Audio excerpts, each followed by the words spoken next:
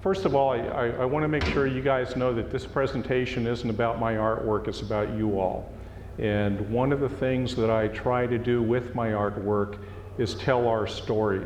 And what I'd like to do a little bit today is sort of go through some of the processes that I've used on past projects, give you a little bit of a context, and let you know a little bit what's involved with doing a project, presenting our story or an image that will convey our story, and some of the challenges involved with doing that.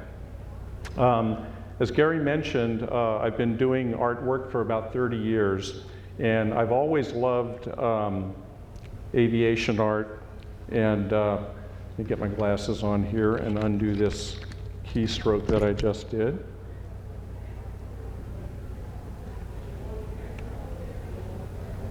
Here we go. I do this at work all the time, but I'm not used to doing it without my glasses on. But just for a little bit of context, as Gary mentioned, I was a Huey crew chief. When I first got in country in February of 1970, I was with the 540th Trans Company in Quinyon. And I was a maintenance guy there. I really wanted to get to a unit where I could fly. So I put a 1049 in to the 101st Airborne. The 1049 went through, and I went up to Camp Eagle in Northern I Corps and flew as a Huey crew chief with the Kingsmen in 1970 and 71. I'm an artist member of the American Society of Aviation Artists. I'm a member of the Vietnam Helicopter Crew Members Association, the 101st Airborne Division Association, and I founded the Kingsmen Reunion Association back in the late 1980s. The reason I've got the painting of the B-25 down there below my picture is that my dad was in the Army Air Corps in World War II. He was a bombardier on B-25s. And that's where I probably got my initial interest in aviation. And after he did not set foot on an airplane after World War II. I was going through an Air Classics magazine in the late 1970s and happened to run across the fact that his unit, his World War II unit, was having a reunion in South Dakota. He didn't even know these guys were getting together. So my brother and I drove him back. He wasn't going to get on a plane. We went to that reunion with him, and I saw how much fun they were having. Sort of motivated me to start getting guys from our unit together back in the late 80s. This was before the internet. It was going through telephone books at the library and stuff. But it's really neat to see. We live in a very, we're lucky that we live when we do, especially now with the internet. It's so much easier for all of us to get together for this sort of thing. Now, the things I'd like to go over in this discussion are sort of generic aviation art versus historical aviation art. I do both. And rather than aviation art, let's sort of narrow it down to the stuff you all are interested in, and that's basically aviation art dealing with helicopters in Vietnam. I'll also go over some of the challenges, the relatable subjects, and technical accuracy this required. I often tell people, if I get one rivet out of place, I'm the first one to hear about it. And we'll go a little bit about how has an idea evolved, how is a subject chosen, and some of the future trends that I see occurring with this sort of thing. Now, first let's go over some examples of generic scenes. And some of you will recognize some of this art. This is art that I've done over the last 15 years. And what I try to do here is present a scene that will interest as many people as possible. So in a lot of these pieces of art that some of you are familiar with, the backgrounds are somewhat generic. I want to choose backgrounds that as many folks as possible will relate to. And the great thing about doing helicopters, especially when they're near the ground, there's usually a lot of dust and smoke and tree branches and stuff flying around that oftentimes obscures the background. So what I try to do is choose a scene that shows the aircraft off to good effect, choose a scene that will show markings well, but be somewhat generic as far as the background so that it'll interest as many people as possible. Now, one of the things I noticed or experienced when I did my first probably widely known print, which was Riders on the Storm. This was back in 1994. that's when I first realized, and I'm as guilty of this as anybody, but all of us think that the way we did things was the way everybody did things. And I'm constantly having discussions with folks on that subject. When I painted this, what I wanted to do was depict a Huey or Hueys in sort of a typical landing zone situation where, and when I do this stuff, I mean, you all are intimately familiar with this, but the audience I'm really trying to reach are our wives and children and grandchildren, or members of the general public that don't know about this stuff. And one of the things that I try to do is at least provide something that will provide a starting point for conversation to discuss these things. But what I try to do here was show all the landing and takeoff aspects of a Huey in a typical landing zone. You'll notice the ones in the background are flaring, slowing down, coming into land, nose high, tail low. The one that's actually in the landing zone getting ready to set down in the elephant grass is sort of leveled out. And then the guy that's taking off is, nose down, tail high, as most of us have probably saw thousands of times. I can recall very vividly when this idea came to me. I was out jogging.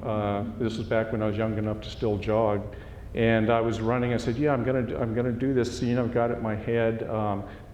Huey in a landing zone with the infantry, and I said, "This is going to be simple. I've got 20 or 30 pictures of this sort of thing." Well, I got all excited and I went home and I started getting my stuff together to start the initial sketching, and I couldn't find any pictures of anything like this. And then I realized two things. One was I realized that usually at this point people were too busy and concentrated on other things to be taking pictures. And then the second thing I realized is that all those images I had in my head that I thought were photographs were in my head. So it wasn't quite as easy initially as I thought it was going to be, but it just sort of flowed out.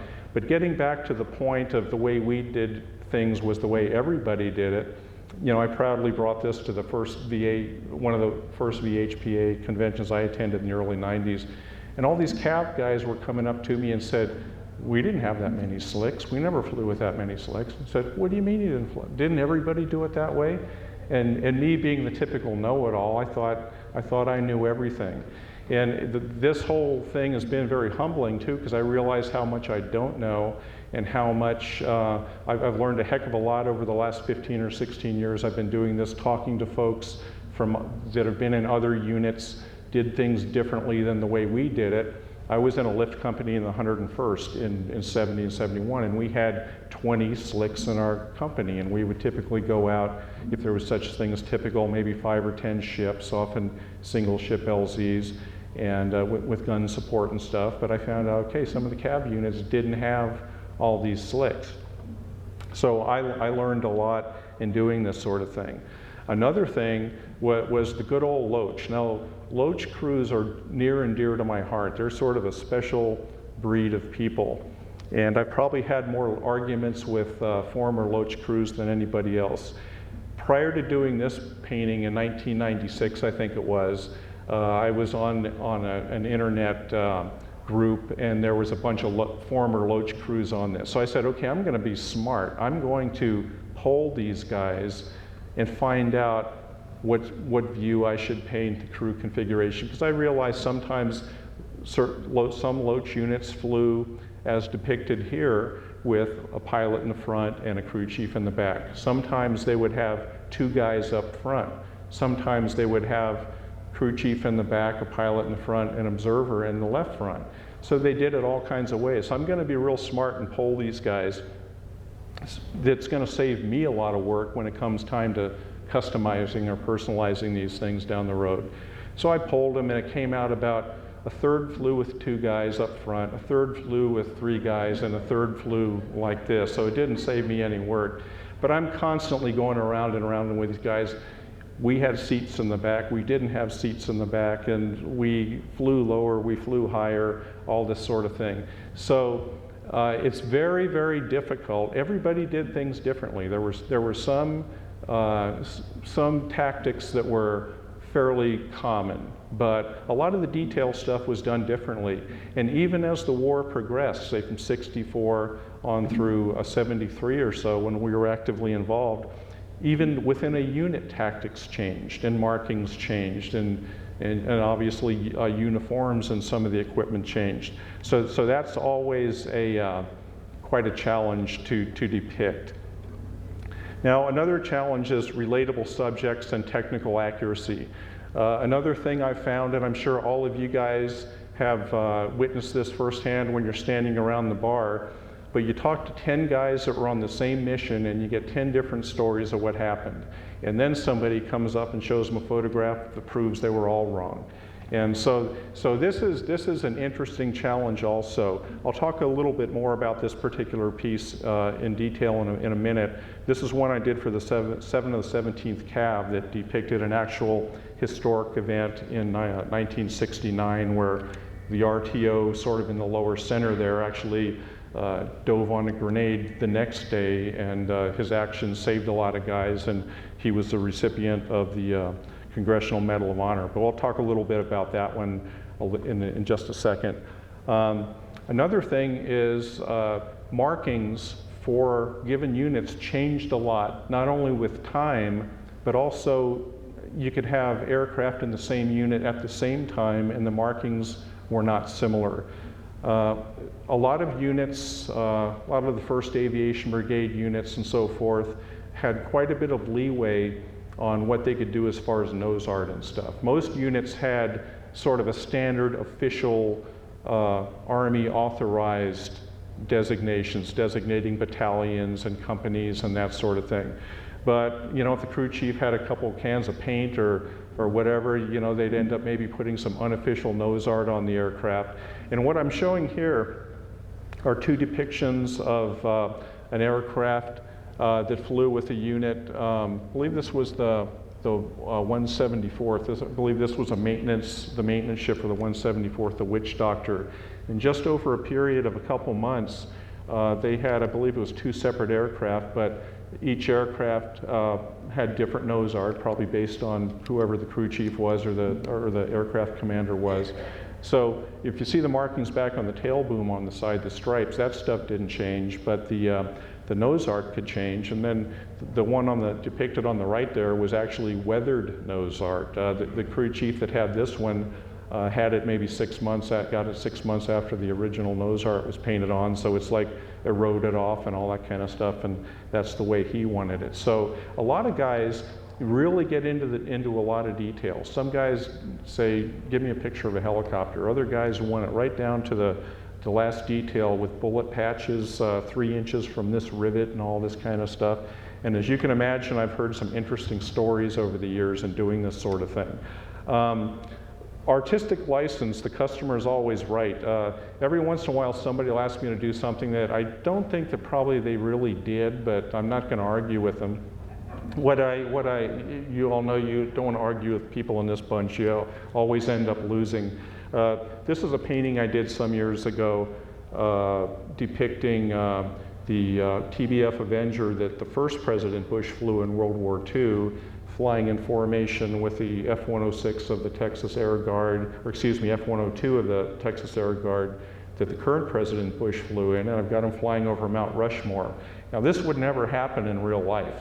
I mean, the aircraft were separated by 30 years in time, and of course their performance envelopes were very different. But this is something you can depict in art that you know, would never happen in real life. So the reason I show this is that occasionally I'll get a request from somebody that flew Charlie models, for example, and 1 or 2 times they wanted the thumper on the nose. They wanted those big 24-shot rocket pods on the side and all kinds of stuff, you know, and I'm thinking, well, how did you take this thing off? And so, well, we did it, you know, and I'm not going to argue with them, but generally speaking, and sometimes, I learned a long time ago, as soon as I say that, usually I won't say it out loud, but there's no way that could have happened, the guy will give me some indication that, yeah, we did do it that way, or maybe we did it once or twice. But I tend not to want to argue with the customers too much. There's a thing here I call sort of the sky crane syndrome. Most of the artwork I've done is of Hueys and Cobras and Loaches and Chinooks, and a lot of the aircraft that were used quite extensively in Vietnam. There were a whole lot, well, not a whole lot, which is the problem. There were some aircraft that were very, very, very important in Vietnam, but they weren't used a whole lot. You know, the Sky Crane, the OH-13, the 23, those type of aircraft. Guys are always saying, when are you going to do a painting or prints of an OH-13? And I said, well, I'd love to, but I'm afraid that I wouldn't be able to sell enough to pay for the cost of the print production. But the Sky Crane is an example of one we did some years ago. These guys were after me for years, and through their Sky Crane Association, they generated some funds for the original and the prints, and we had prints made. And I think in the last 6 or 7 years, I think we've sold like 50 prints, which is probably half the guys who flew Sky Cranes. So I did a print a while back, Army Aviation, and it's got all of the aircraft, fixed and rotary wing aircraft used in Vietnam, to hopefully, at least in the short term, appease some of the folks that flew some of those lesser used but just as important aircraft. Now, one of the big challenges I have in doing these sort of things, and I'm working on a project right now with the 175th AHC, the Mavericks and the Outlaws. It's very difficult to take situations like we were in, where you've got a 360-degree dynamic situation with aircraft and noise and stuff going on, and translate that into a two-dimensional flat surface that's bordered on all 4 sides by a frame. It's very difficult to do and not come up with something that's very, very busy. So what I try to do is capture the key elements and then work from there. What you see here is a painting I did depicting the aftermath of the shoot down of Super 64 in Somalia in 1993. This painting was done before the movie Black Hawk Down came out and all that sort of thing. And there were some real challenges involved in doing this one. First of all, back in those days, in the early to mid 90s, Delta Force was really still sort of a real hush-hush operation that was way under the radar. And I'm thinking, okay, what weapons did these guys use? What was their uniforms and so forth? And through the research process of working on this project, I worked very closely with the 160th Regiment, the Night Stalkers, whose aircraft are depicted here. And they got me in touch with some of the Delta guys, and the Delta guys were faxing me stuff, and they said, well, here's some pictures, but you know, don't tell anybody where you got it from, and get rid of it as soon as you're done with it. But that sort of thing was very helpful. And the reason I wanted to be accurate on this one was there are 2 guys in this painting. Let me fast forward here just a tad. These 2 guys here, Shugart and Gordon, were the first Medal of Honor recipients after the Vietnam War. And they were both Delta snipers, Delta Force guys that were given the Medal of Honor sometime after this action. They both died, but in their attempts to save the crew of this Black Hawk.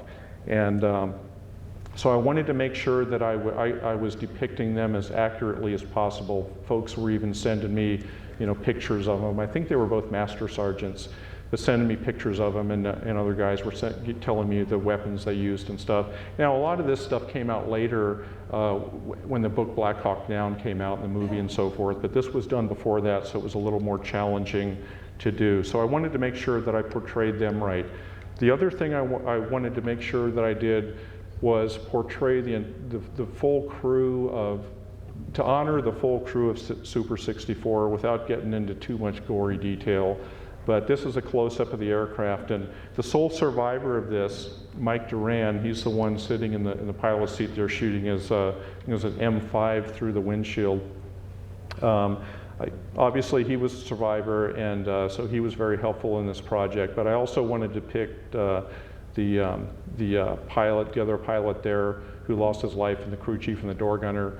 that were back there. So I wanted to include them, at least have an indication that, you know, they're part of this whole thing.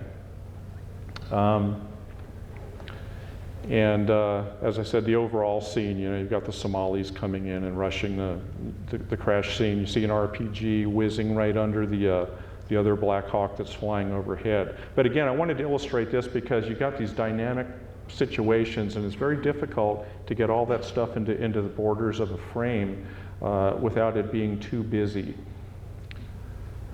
How does an idea evolve? I just recently completed a project for a guy that flew H-34s with Air America. He actually was a Marine Corps pilot in the mid-60s in Vietnam, and then he went on to fly H-34s for Air America. And I wanted to give you an idea sort of how an idea will evolve like this. Generally, somebody will come to me and they want to have, you know, a certain type of aircraft depicted doing a certain thing in a certain, in this case, this was in Laos. So I provide sketches. So I send him some sketches. He said, well, you know, it looks okay, but let's get a slightly different view of the aircraft. And so we do more of a side view and so forth. And we want to put, this was a rope extraction of a Navy A-7 pilot who was shot down. And so we had to put enough trees in to show that, you know, you couldn't land, that you had to use the penetrator or cable to get the guy out. And then, so we agreed on the scene and stuff. Then we started on the painting. My favorite part is always the aircraft. The landscape is, I don't really enjoy that much. So I'll usually lay the aircraft in first, just get some basic colors in, then go do some work on the landscape, and then bounce back and forth. So as this thing started to evolve, this guy, what's very helpful about this kind of a project is that when there's a first-hand account, in this case the pilot, they can often, in addition to verbal or written narratives they can send me, they can give me photographs and that kind of stuff. This one was sort of weird. It was an H-34 Air America, which they didn't have a whole lot in the way of markings. And it was really unusual when I started painting this. It was weird painting a sort of a combat or rescue scene in Southeast Asia with a non-military crew. The guys are wearing like jeans and I think gray shirts and blue helmets and stuff. That was a little different than what I'm usually related to. So we started evolving this, and he says, well, you know, put some more trees in because we have to make sure that, you know, we show the use of the penetrator. So I threw a couple of trees in that he showed it to some friends, and guys, I don't like that tree in there, let's take the tree out. Okay, take the tree out. So took the tree out, and then there was this, I don't know, he might be here, so I have to be careful what I say, but he didn't like the way the smoke was curling up through the rotor blades. And actually, I don't think it was necessarily him, but he had a friend who, a civilian friend that he would show these things to that knows a lot more about art than helicopters, but she provided some very good insight into this. But she said it looks weird with the smoke going up. Now, one of the things I remember by seeing helicopter activity in Vietnam, and I'm sure a lot of you remember it, was that neat way that the smoke used to swirl up through the blades, and it was like sort of like a very artistic looking thing, and especially when there was a smoke grenade, you could see it with dust and leaves and stuff, but when there was a smoke grenade involved, it was a very, very interesting kind of a look, and I use that in a lot of my paintings, but they didn't want to do that, so I took the smoke swirling out and just sort of put it out the side. But that sort of gives you an idea of how these things evolve. No two are the same. And this one, you know, like I say, it was in Laos, and I was a little familiar with some of the countryside in Laos, but like a lot of places, you know, the terrain changed from place to place, but he described it as best as he could. And one of the interesting things that we have now that's a tool that I use quite often is Google Earth, and I'll go into that a little bit. I did one of a scene around the American Embassy in Teta 68, and I'll touch on that briefly. How is the subject chosen? I touched a little bit on that. I like to try to choose subjects that are as wide of interest as possible. A lot of times somebody will come to me for a commission. In this case, one fellow was a Marine crew chief, another guy was a Marine pilot on the 53s. And so if somebody comes to me to do a commission piece, well, there's no question involved as far as what the subject matter is going to be. It's going to be that individual's aircraft. Now, how is the view chosen? Like when I do ones that I make prints of, that I try to appeal to a general audience, I try to choose a view that will, as many people as possible will relate to. And I talked a little about it, for example, about the Huey versus the OH-13. Not only aircrew were involved with Hueys, but the ground guys who we supported, and that was our whole reason for being there, was to support the ground guys. Obviously, Hueys and those types of aircraft that were more widely used have a very wide interest level among many Vietnam veterans. I try to choose a view that's dramatic, but also a representative one. For example, I paint a Chinook, generally it's going to be carrying something. If I paint a Loach, it's not going to be sling loading a sky crane. Things that are trying to depict a scene that's fairly representative of what the aircraft did. And then I try to pick views that will show off the markings and the crew to best advantage. That's not always easy to do. One thing, I'm finishing up a print right now, or painting and prints that I'm doing for a Marine Corps unit in Iraq, and they fly Hueys and Cobras. It's neat seeing the Hueys and Cobras. The stuff they fly now sort of looks like the stuff we flew, but they're on steroids. They got all these bumps and more engines and bigger guns and all this kind of stuff. But one of the challenges with a gunship, we went through this with the Iraq thing and also done it with some of the Vietnam stuff, is that it's very difficult to depict a gunship firing on a target without showing the gunship. And some of the folks want the target in the scene, and you'll see it in this one I talked about at the U.S. Embassy. About the only way you can get the gunship in a scene like that, the only view you can use is from the rear or from a rear three-quarter view, because if you want the target in the view, obviously the gunship shooting at the target. So that's always a challenge.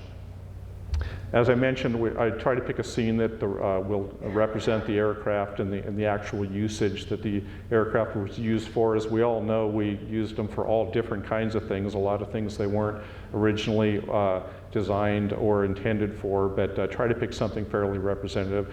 I like to pick a scene that's visually appealing, because 90% of the people that buy these things aren't the veterans. They're the wives or the children or the grandchildren or friends of the veteran. And so I have to try to pick something that might be hung on at least some wall in the house, or maybe in the garage or something like that. And then does the scene tell a story? That's sort of an important part also. Now, talk a little bit about how is a scene chosen. For example, I mentioned I try to be somewhat generic in the generic prints so as not to choose. If I did a Delta scene, then all the guys that were in 2 Corps and I Corps and so forth wouldn't relate, and vice versa. Some of the scenes I've got here, in the upper right, there's one I did for a 174th pilot, and they're flying over the rock pile up in northern I Corps. In the lower left is one I did depicting some aircraft from our unit, the Kingsman flying over Khe Sanh during Lamson 719. And Khe Sanh, at any given time at that point, there were hundreds of helicopters at Khe Sanh, and you could see Khe Sanh from 30 miles away, because it looked like a big dust cloud on the horizon from all the rotor wash. And then sometimes I'll do some of the little more artsy kind of things. I did the one on the lower right there many years ago, probably 25 years ago, and that was done for an infantry guy that wanted a sort of a scene depicted of the way they felt after they've been dropped off, and now they're out in the jungle, and there go the helicopters flying away. So there's a lot of different vantage points and viewpoints you can use to tell the stories. Now, I'd like to talk a little bit about historical scenes. This particular one here is one I did for a good friend of mine. His name is Mike Gilroy, and he actually lives about 30 miles north of here, up in, I think, Spring Branch, Texas. But this was actually depicting a Medal of Honor mission that was flown on 10th of March, 1967. It's an F-105F Wild Weasel. Mike was the EWO, the electronics warfare officer in the back seat, and the pilot was Merlin Deathlesson. And luckily I haven't been drinking or I wouldn't be able to say that. But they had a very, very harrowing mission, and on this particular mission, the pilot was a recipient of the Medal of Honor, and Mike, who was 4 or 5 feet behind him, got the Air Force Cross. And that, you know, we saw a lot of that kind of stuff, not to take anything away from it, but as we all know in Vietnam on many missions, for example, the pilot and co-pilot would get a DFC and the gunner and crew chief would get an air medal with a V or something like that. Not always, but you know, it happens sometimes. But with the historical scenes, you not only have to be technically accurate, but you have to be as historically accurate as possible. And here are some of the things involved in that. Some scenes that I've painted of historical scenes, there have been many witnesses and participants. Those are easy, but that's a double-edged sword, and I'll get into that a little bit on the 7 and 17th print. And some of the times there were very few actual witnesses, so you've got less historical information to rely on. Things that are important for me to know when I'm painting these things are, for example, the weather conditions, because that'll have an effect on the lighting and the mood of the scene. The season, the time of day, the sun position, all of those things I need to know, because that tells me where the shadows are going to fall. You know, is it a low sun angle, a high sun angle? What were the tactical conditions? In Lamson 17, for example, there was usually so much dust and smoke in the air that you couldn't see real far if you were down at ground level. And so that sort of thing is important, as is the terrain. If I'm doing a historical scene, I have to be as accurate with the terrain as possible.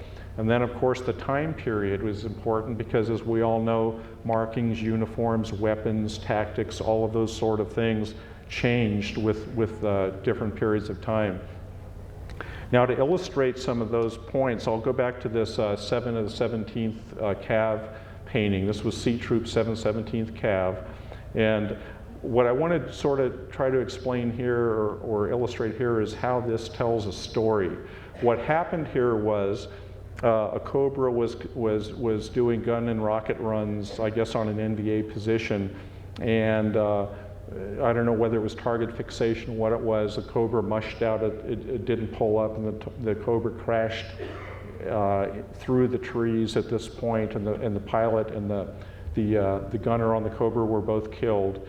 And what they wanted me to memorialize here was not only that crew, but as I mentioned earlier, the RTO sort of under the Huey there, his name is Garfield Langhorne, I think is a PFC. He, after they recovered the bodies from the Cobra, they had to work their way down to the river in the background. And I think that night they were ambushed by the NVA, and a grenade came in, and Langhorne threw himself on the grenade, saved everyone around him, and he was killed, and he was awarded I always hate to say awarded, he was a recipient of the Medal of Honor for that action. So the 717th Cav wanted me to sort of depict this scene and to memorialize that thing. So as far as some of the story that's told in this scene is, I've got first of all, they sent me a binder with all the historical information, the date, the time of year, time of day. They gave me topo maps of the area showing me the terrain and where the river was located and so forth. But as far as presenting the scene, I've got the broken the trees up there, which sort of give an indication of where the Cobra came down through the trees before it crashed. Then I've got the correct tail number of the Cobra on the tail of the Cobra back here, the actual Cobra that crashed. And I've got enough Cobra pieces sort of in the elephant grass that most folks familiar with helicopters will know that it's a Cobra. There's a rocket pod laying there and a 540 rotor head and that kind of stuff.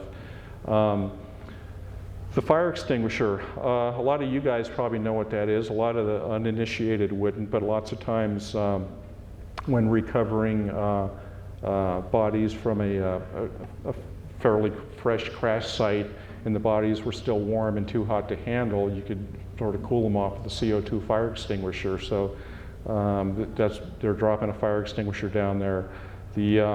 the guys down there in the lower left of the piece are recovering the crew. And I'll touch on this on another one shortly too, but I'm always real careful in a situation like this not to get too graphic. You know, there'll be family members of people involved in this stuff possibly seeing these things. So I try to treat this I try to tell the story, but treat that sort of stuff with enough respect and stuff that I don't want to get too graphic in some areas. Then we've got the RTO, Garfield Langhorne is depicted in the lower center of the painting there. Then I've got the river back there, which is where they were working their way towards later that day or night when he was killed. And so trying to memorialize this whole thing was important to me to do it as correctly as possible. Now, let me go back to that real quick. This is one where I talked about the 10 guys on the same mission and 10 different stories thing. I've had lots of guys come up to me who were involved in this, and many of them said, you know, you got it just right. That's just the way it was. You know, have other guys say, well, you know, the loach wasn't there, it was over here, or the cobra was, this cobra that's up on top there was closer. And a lot of that is a result of 40 years of memory and a little bit of artistic license on my part, and getting all of that stuff into the borders of a two-dimensional surface without being too busy and still telling the story. So I learned a long time ago not to please everybody, and I would have driven myself to drink long ago if I tried to do that. This was a real interesting one. Some of you may know Mike Brown. He was a Cobra pilot with the Blue Max, 2nd and 20th ARA, which was an aerial rocket artillery unit supporting the 1st Cat. This scene occurred in July, I think it was June 21st, 1972, later in the war, down near Anlock. And what happened here was they were flying along, as ARA tends to do, you know, quite high, about 4,000 feet, and they were hit by a shoulder-fired missile and blew the tail boom off. And believe it or not, they both survived. And I wouldn't have painted this if they hadn't survived. And I always, when people see this image and ask me about it, the first thing I always point out to them is that these two guys walked away from this. There's no way I would have painted it had that not happened. But what I try to depict in this particular image is the fact that these guys were 4,000 feet up, and I wouldn't want to be in a helicopter 10 feet up and have the tail boom come off. These guys were 4,000 feet up when they were hit by this thing, and it was, my understanding was it wasn't a direct hit. They think that it hit real close, but the blast force was enough to separate the tail boom. And the other thing that's pretty obvious when you look at this is that there's catastrophic damage to the aircraft. I mean, you don't have to be a helicopter expert to see that. I wanted to make sure that I got the terrain and markings as close as possible. We've got the Blue Max markings on the aircraft, the correct tail number and that sort of thing. Got the ARA pods on the 19-shot pods under the wings. Now, the thing that was very fascinating to me on this and was very helpful was that I had a tape recording that was recorded by Mike Brown. I think it was in 24 hours after this incident, and it was like a debrief audio, and I would get goosebumps listening to it. But these guys, Mike and his gunner Marco Cordone, they basically thought they were dead the whole way down. They still had a half a load of armament on board, rockets, minigun. They couldn't jettison anything because their battery went with the tail boom. But they were doing all their procedures all the way down. They thought they were dead all the way down. And there was one clump of trees in this large area that didn't have a whole lot of trees. And just by luck or whatever you want to call it, they landed right in those trees. And as he pulled pitch to pull pitch to auto rotate with what he had left, since there was no tail boom, had the trees not been there, as soon as he pulled that pitch in, whoops, wrong hand, pulled the pitch in, that what was left of the fuselage would have just started spinning. But there was enough trees there to cushion all that, and they were banged up pretty good, but they were able to walk away from it. And as a result, and one of the things that's really gratifying for me for this sort of thing, as a result of this image being published and seen, it turned out that Marco and Mike were living 30 miles apart from each other, didn't even know it. And then this, they got together and started having barbecues and telling war stories, and their families got together and all that sort of thing. This was probably the most difficult one for me to paint. This was back in 1996, and I was approached by Vietnam Magazine. A pilot by the name of Thomas Pienta had submitted an article about an incident that occurred when he was flying with the 187th Crusaders, and they took an RPG on short final, aircraft exploded, they were all seriously burned. And so Vietnam Magazine called me and said, hey, could you paint a picture of this? And I said, I'm not going to paint a picture of that, are you crazy? And they said, well, what do you mean? I said, well, why? I said it would be like painting a car accident. And then so we went back and forth, and they got me in touch with Tom Pienta, and then, he sort of convinced me that it would be good to do this. So I painted it. I was very careful. The crew chief on this was killed. There's an RPG coming in from the left side of the aircraft, which would be your right, and it hit right where the crew chief was. So I wanted to choose an angle that wouldn't show the crew chief, but that would sort of give an idea of what was going on. So I painted this, and it was on the cover of Vietnam Magazine, and I had the original at the 1996 VHPA convention in Santa Clara, and I noticed there was this guy standing there about 30 feet away from it, and he was like frozen, he was looking at it, and all the hair was standing up on his arms and stuff. And it was Pat Dugan, and he was one of the gunship pilots that was flying over this whole thing and saw it. And but this one was a hard one for me to paint, and I still don't like it, but a lot of good has come out of it. As a result, again, of this being published, Pienta got together with the aircraft commander, who I think was living up in Idaho at the time, so they've since corresponded, and it's actually had some healing and therapeutic effect among a lot of people. This is the one I talked about, and I'm running out of time here, so I'm going to speed through these. This is one I just recently did of a Navy Seawolf B model for a fellow that supported operations around the U.S. Embassy in Tet of '68. And this was a difficult one to do. The aircraft wasn't difficult, but I had his first-hand account. He was there, he did all the stuff. He even provided me written documentation that was on awards and so forth that he had gotten that verified all this stuff. There were also many historical accounts, obviously, of things that was happening around the U.S. Embassy during Tet of '68. I did a lot of extensive research, and one of the things I mentioned, because I not only had to get the embassy building in there, but I had to get the surrounding neighborhood. So I went into Google Earth and zoomed in, found where the embassy was. It's not there anymore, but I think the Google Earth database is a couple years old, but you can still see the embassy ground, and those distinctive round planters that were in front of the embassy were still there. So I was able to lay out my background and so forth and look at historical photos to help with all of this. I even put like where the VC blew the hole, where they blew the hole in the wall to get into the embassy grounds and all that kind of stuff. And what they were doing, the VC actually had air support. They had guys on the 3rd floor of this apartment building across the street shooting down into the embassy compound. So what he wanted depicted was rocket runs on the apartment building, and he decided to call this thing apartment hunting. And the challenge, the lighting was somewhat challenging because of it was an early morning thing, the sun was just coming up, that sort of thing. Then we already talked about the Air America rescue in Laos. That was a first-hand pilot account. There were no distinctive markings really, but the markings that are shown are accurate. It's a non-military crew.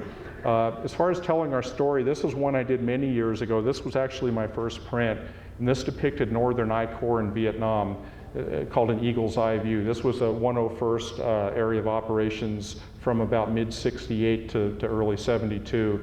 And all the fire bases are shown. I've got all the aircraft shown around there with all the company call signs and the pocket patches and all that kind of stuff.